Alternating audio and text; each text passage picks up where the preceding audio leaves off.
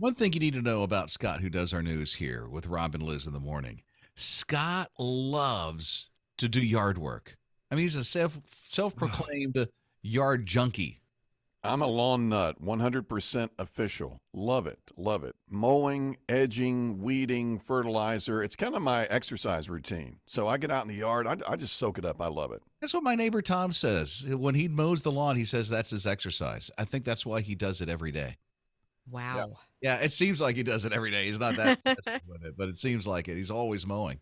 So with Scott, I'm thinking the joy of pulling weeds. I mean, that's a task that you could probably get a machine to do. That's my least favorite thing in the yard. I would think. I'll be honest. That's not something I really enjoy when I have to do that. It's not a joy of mine at all, yard work. The whole thing. So they now have, you know how the farms have to do pulling the weeds too, and people have to pull the weeds at a farm. That's a big task, right? I would think so. I would think Yeah. that takes a lot of people and a lot of time.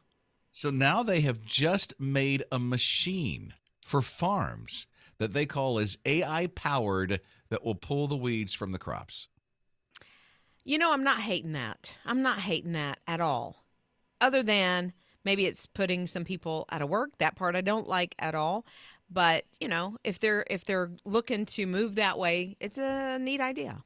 Some people don't look at it as people are losing their jobs. It's like, oh, now they can do some things we really need to get done because of this minuscule task of pulling all these weeds at a farm like that.